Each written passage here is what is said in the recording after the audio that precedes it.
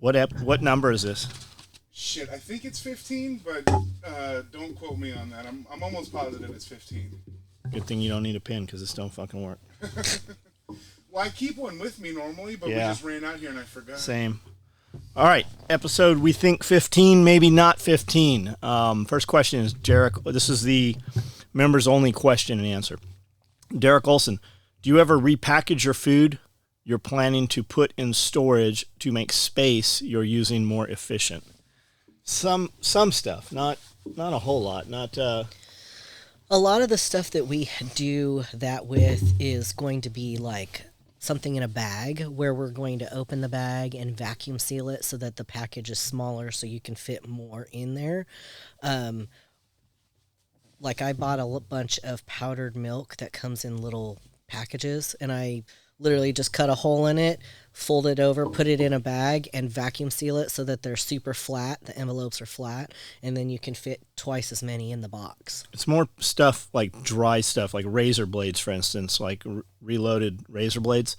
They come in this huge package, so you can't steal them.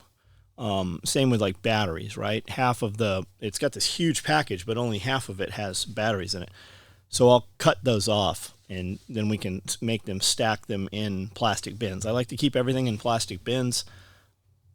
Because if you can put a lid on it, like with those batteries, they stick up higher. Deodorant and stuff typically sticks up higher than the thing, but I'm not worried about closing those. Food goods, though, I want to put inside of a plastic container and have a lid on it so that it just keeps bugs and rodents and anything else out. We don't really have most of the places where I guess there is a place that has a lot of rodents where we do store some stuff. Not here, but here we don't really have a rodent problem here. So I think we have too many cats for that. Yeah, probably. Andrea Snow, John and Amanda, hello. I appreciate your thoughts on all the assorted topics we throw at you.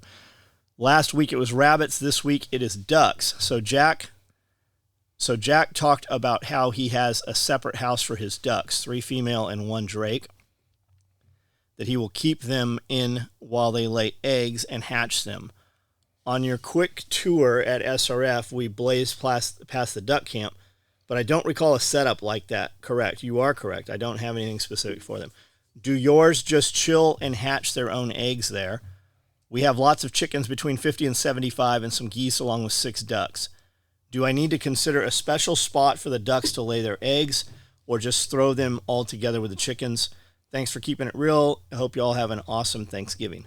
So we did have an awesome Thanksgiving. Yes, if you want to have ducks, you probably need to sequester them because we don't see a ton of duck eggs. I have ducks that are contained that do not run around, and I have ducks that run around. The ducks that are contained with maybe a dozen chickens and 2 geese, and it's very rare that we see duck eggs from them. And if they ever do start to make a duck nest, the nest always goes away, and I assume it's the chickens eating those. The ducks that have hatched eggs, those extra 40 ducks that we have this year, were ducks that were out running around, and they kind of got in, like I have where the hose goes, where the hose faucet turns on and off. I have a little 4x4 like pin built around that thing. Well, the ducks can get in there through that gate, and that's where they laid eggs, and that's where they successfully hatched eggs. So yes, you probably do need something like that. Otherwise, the chickens will eat your eggs. We had that happening in that aluminum chicken tractor that I have. We put a lot of chicks in there when everybody started talking about the bird flu, right? And we've had all these millions of birds killed. The bird flu's killed. The bird flu didn't kill those birds. Human beings killed those birds. Somebody said, hey, I think I have a sick bird. And I think it's the FDA, the Department of Making You Sad shows up. And they take their test, and they can literally turn the knob on the test and make it say anything they want it to say. You'd be better off with a magic 8-ball. And they test one bird and it says it's sick, so they kill all the birds, whether it's 200,000 in the birdhouse or 50 in the birdhouse. And people are like, well, no, that's only commercial. It's not only commercial. It's happened at many individual farms, and then they go to the next door neighbor's farm and do the same bullshit, right? So because of that, I wanted to have birds that were sequestered away in case this actually turned out to be something real. So we brought in a bunch of young birds, and grew them up. Well, to my surprise, a lot of them were roosters. So I had, maybe there's 50 birds in there. 20 of those damn things were roosters. And I was noticing that one of my female turkeys was always on the ground laying down. So I'm like, man, we're going to have to put her down. She's got a broken leg. Something's wrong with her. But when you stand her up, she would be fine. Well, in the process of being in there and just feeding them and paying attention, these big roosters were jumping on her and trying to mate her. And they couldn't even mate her because they're holding her head down and their body's too short to actually have any penetration with her. So I started grabbing those roosters and threw them out, and I have about 20 of them out. So that's 20 mouths that we don't have to feed anymore. I mean, I'm still feeding them right now, but we're knocking them off a couple at a time. So we weren't getting any eggs. We had some, they all started laying eggs. They're all the same age, so they're all laying eggs. But there was never eggs in the nest box after, they were laying for a couple weeks, and all of a sudden there were no eggs. So the roosters were eating those eggs. They have now started laying eggs again. Well, they've always been laying them. There's just nothing taking them. We're getting them instead of those roosters getting those eggs. So, yeah, break them up for sure. What's your favorite Thanksgiving food? Turkey, stuffing, little smokies, or something else? We didn't have any Thanksgiving food this week. We went to a really good steakhouse. What did you get? But not on Thanksgiving. What did we do on Thanksgiving? We worked. We worked On Thanksgiving. We had something leftovers. I don't know what I ate on Thanksgiving. You had breakfast and then leftovers. And then Friday, we went to Nashville. Yep. Had a Wagyu platter, had 3 different cuts of Wagyu. Pumpkin cheesecake, which was awesome. Seafood tower. I had filet. She had filet. And then we came home, went back to Nashville with the intention of staying there that night. On Saturday. And we just finished up everything we were going to do. So we didn't stay. We came home.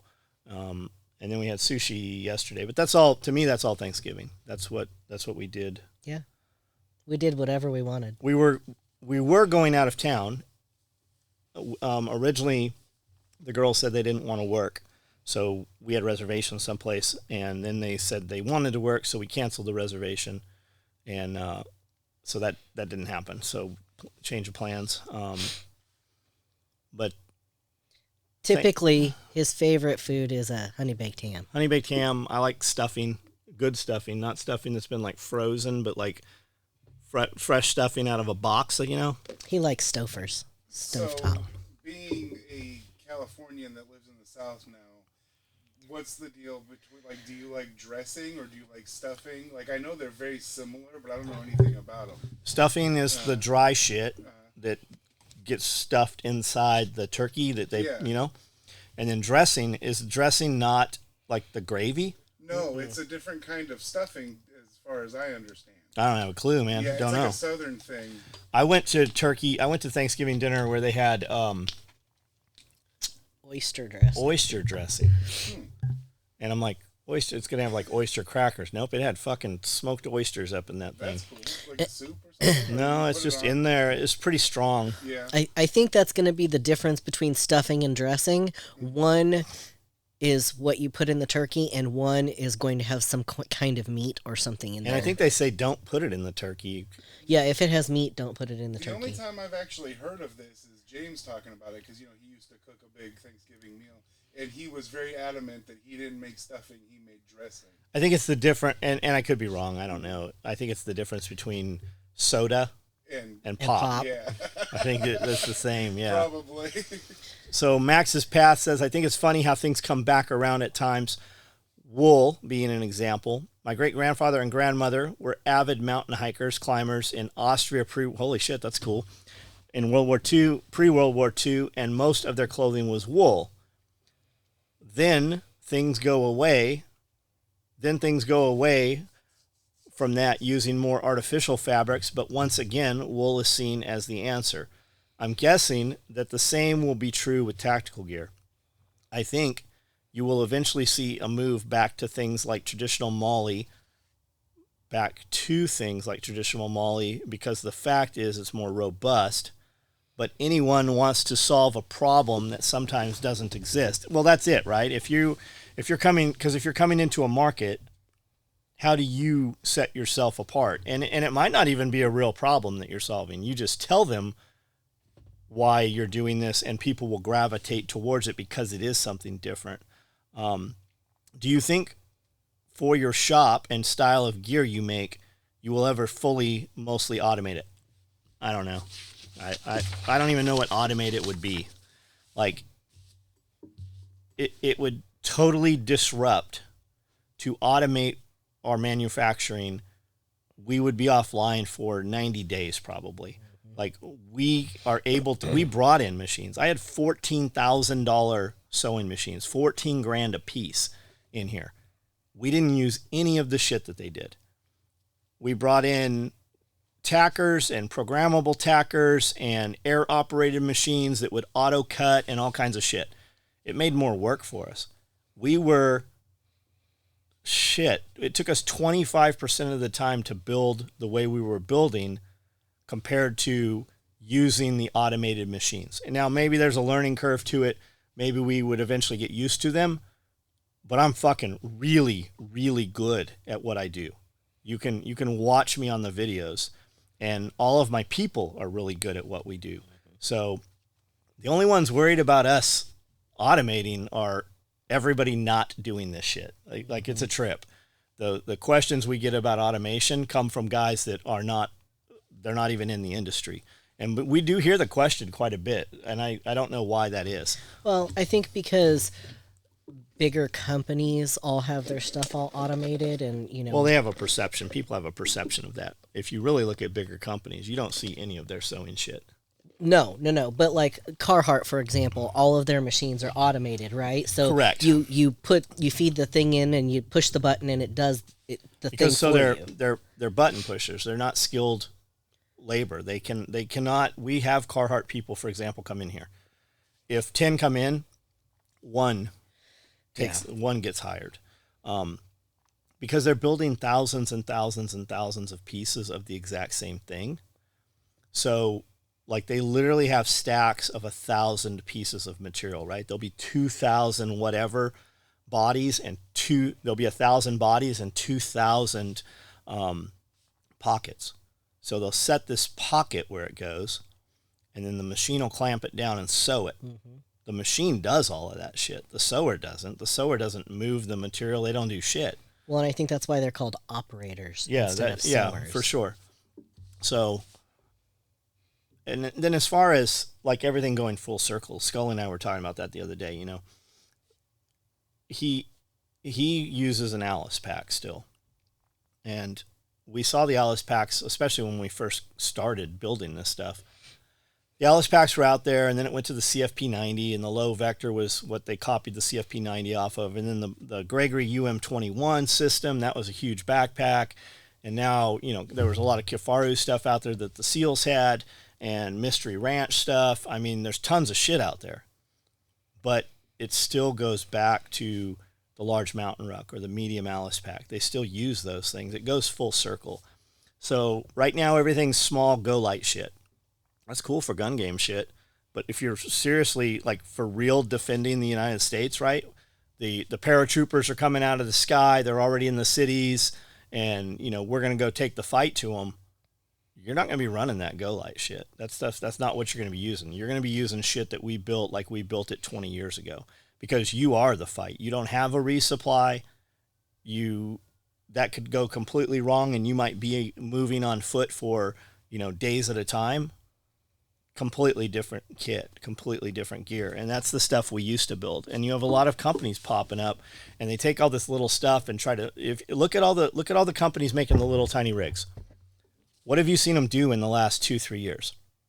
You can't even buy a little rig from a lot of these companies. They spent the last 2 or 3 years making parts that you buy a la carte to put together to make the little tiny rig into a bigger rig.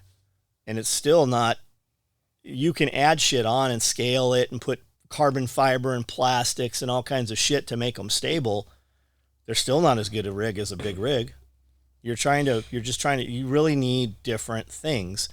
It's like, can you put can you put mud tires on a Porsche? Yeah, sure you could.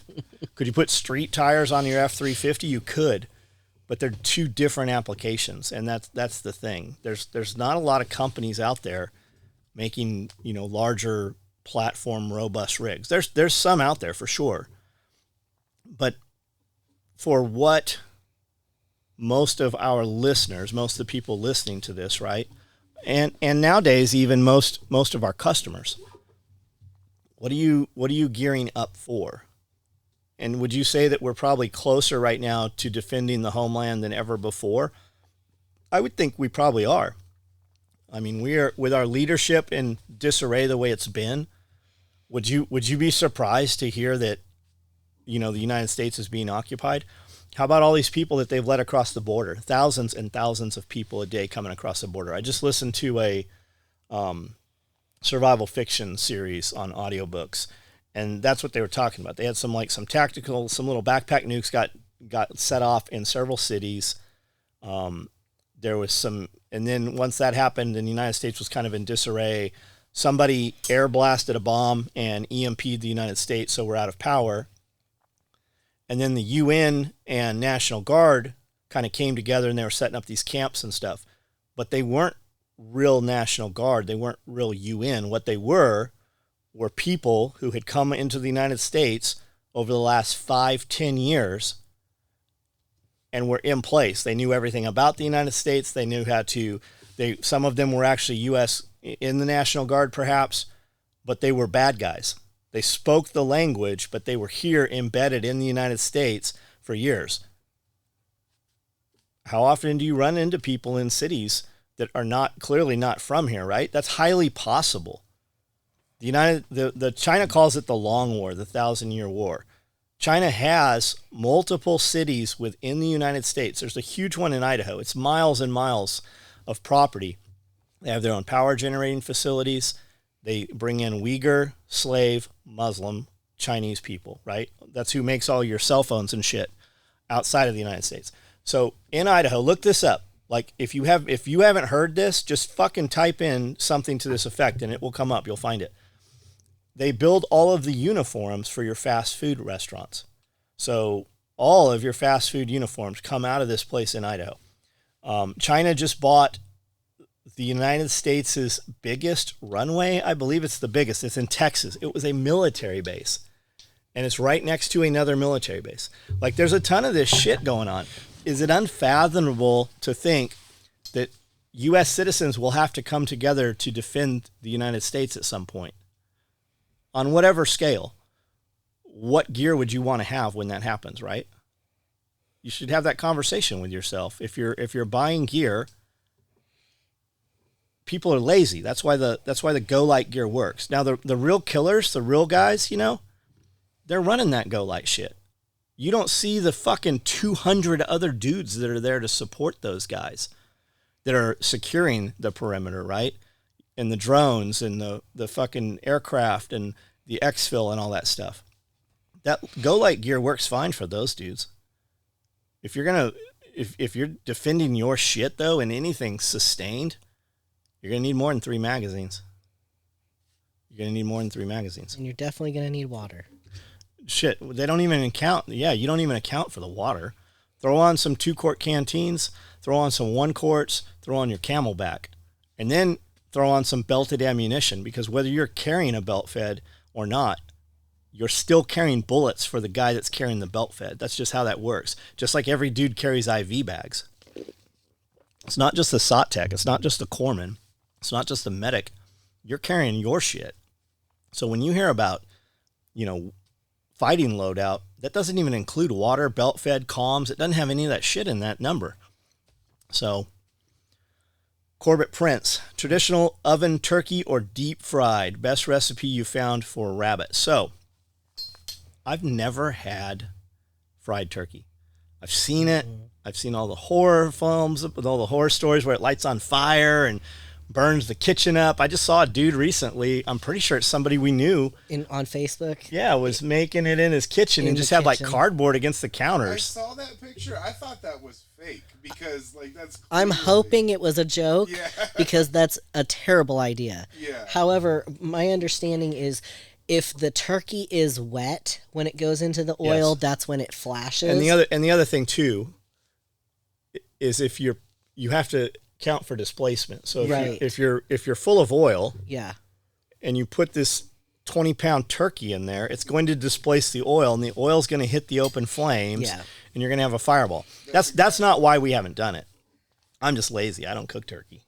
Yeah, I have cooked a turkey once in my life, and I was like, yep, I just don't ever need to do that ever again. We would go over and eat turkey at James's house for many years. Sherman House, they cooked turkey. We ate at Sherman's house. But if you're coming to my house for Thanksgiving, we're eating honey baked ham. We're going to have honey baked ham, honey baked turkey. We're going to have, or have it catered more preferably. As far as rabbit, I haven't eaten rabbits in a long time. We used to take rabbits in San Diego. We would take rabbits and just skin them out, gut them out.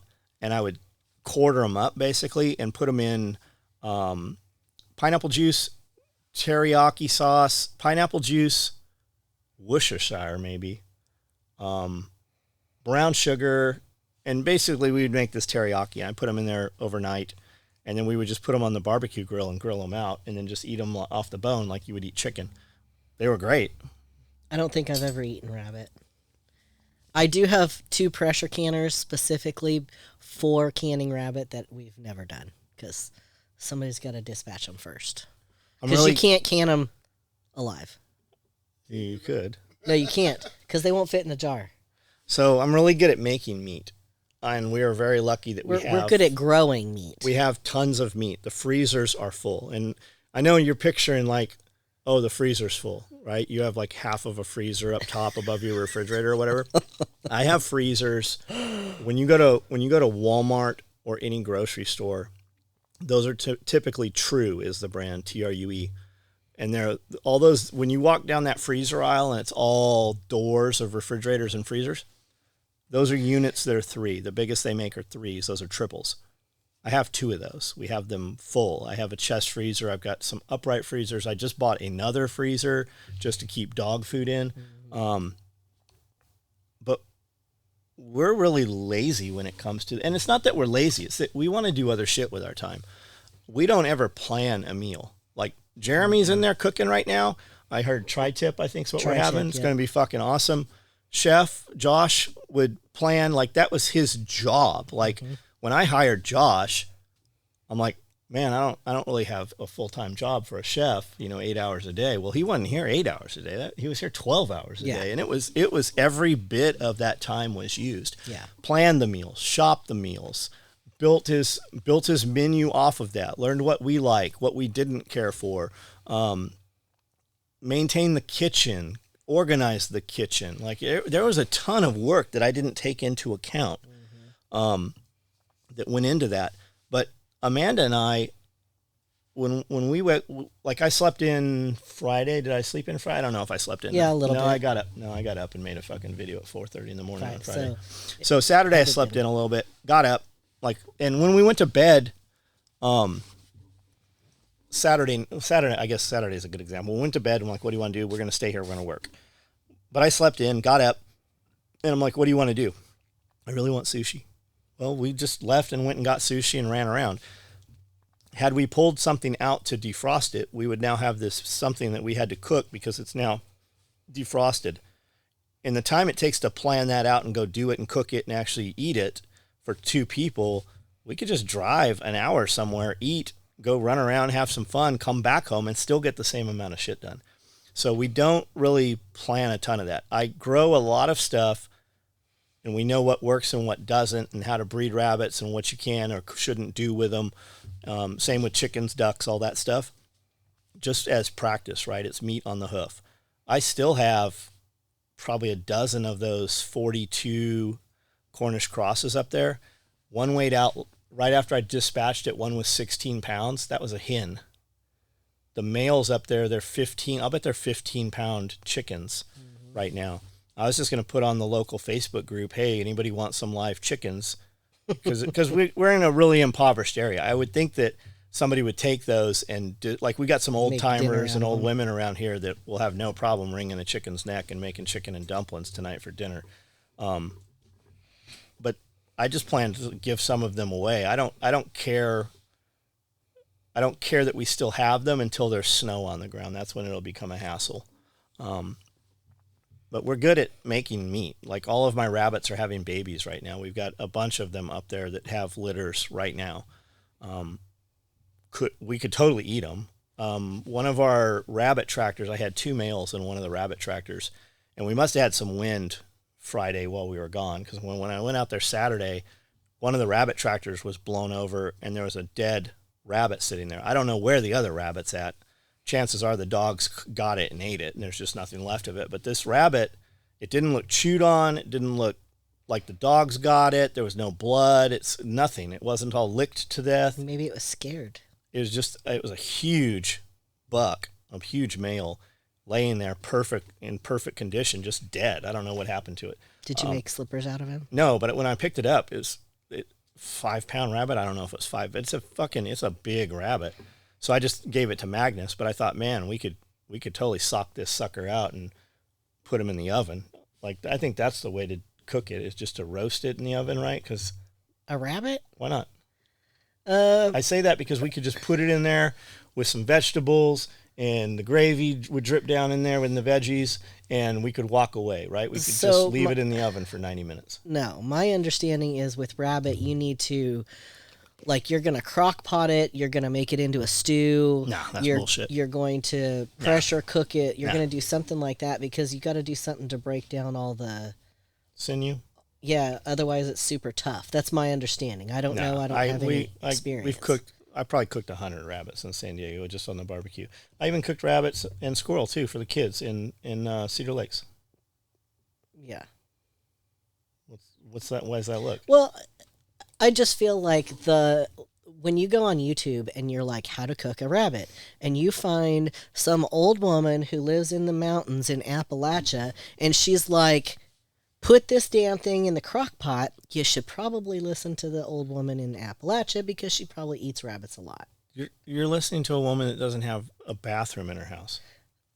That's what I was going to say. That might be a way for limited resources. I don't know. I mean, I was thinking about that the other night. I got up to go to the bathroom. I'm like, fuck, it's really cold in here.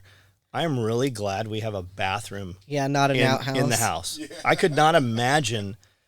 I pee 3 times a night. I couldn't imagine having to put clothes on to walk outside. You'd have a bucket or something. Yeah. Yesterday it wasn't even that cold, but I had to run an errand, and I've been at home all weekend, and I walked outside in basketball shorts and t-shirt, and I was like, oh, this is not the winter that I've lived in for 30 years. No, definitely not. I need to put on some pants at least. And that was during the day, and it was only like in the high 40s, you know? Yeah. So I dress as, when we leave to go 10 minutes from here, I think, what if the car broke down? Yeah, what if we have to walk? Or what if we slide off the road?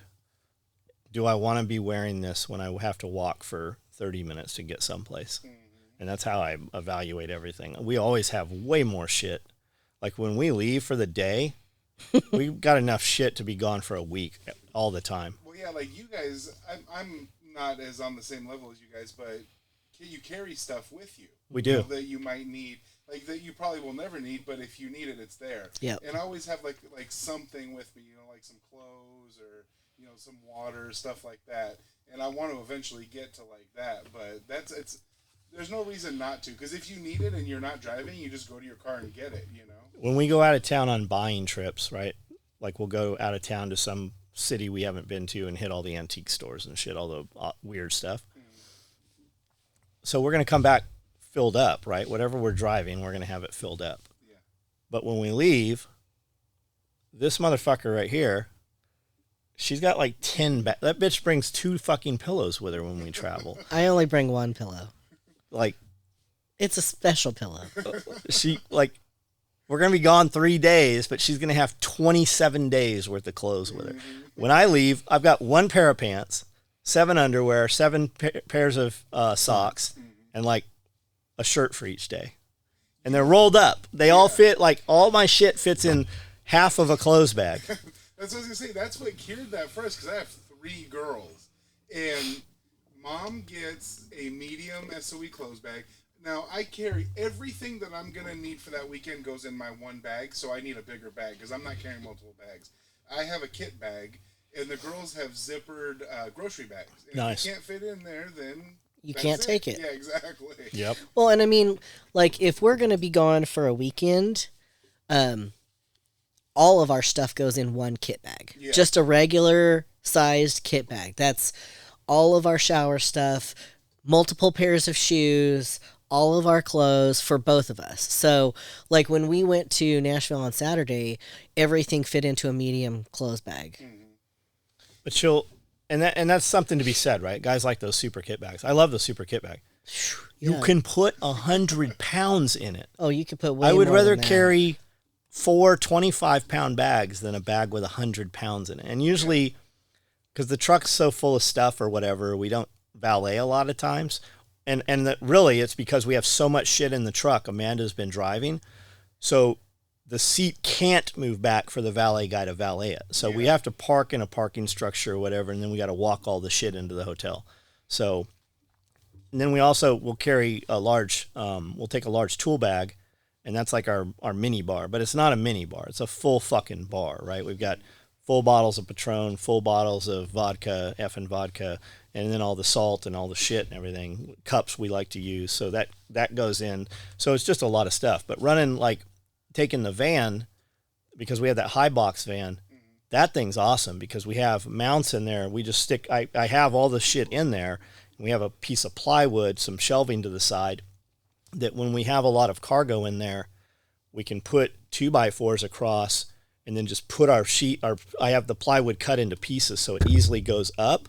And then we just carry a DeWalt or a screw gun with us and then bolt it in place. And now we have an equal amount of cargo up above that cargo. Yeah. Yeah, that's really cool. The only time the van sucks is when you're trying to find a parking spot and everything is covered parking because it's too tall. However, we've been to like the nicest hotels, like the highest end hotels. And because it can't fit underground, they leave your shit right out front. Yeah. So when we come out, we don't have to. We still tip the valet guy and shit, but we don't have to wait for him. Yeah. So it's really it's good. Yeah, absolutely. And she doesn't know, but we're taking the van on. It's so this uncomfortable weekend. to drive. It's not. It's so. We bought that van. I didn't even buy the van I wanted. She sat in it. She's like, "Ooh, this is comfortable." So we bought that van. Well, it was comfortable until I drove it for 6 hours, and I'm like, my right leg is now going to be 6 inches longer than my left leg because I've got to sit at this weird angle to be able to touch the pedal. Does it have like the spring suspension in the seats and stuff? No. Like a truck? No. It is. It's pretty. It is pretty legit. It's not like Sprinter van. Like there's different levels of Sprinter vans. You can get a Mercedes Sprinter van that's like a 2-ton, I think. It has dually wheels in the back. Oh wow, I haven't seen that. It's badass, man. They make it. You can get a Sprinter van with a 14-foot cargo box. Wow. Yeah, Which like would be a nightmare to those drive. giant ass couches upstairs.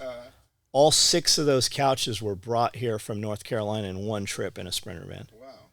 So there's a lot of room. See, I'd rather do that. You drive a trailer sometimes. I'd much rather drive a big van. Hell yeah. A trailer. Hell yeah. I wish we had got a bigger van. We bought the Nissan van. It had the best powertrain warranty. It had the one we bought had like 200 miles on it. Yeah.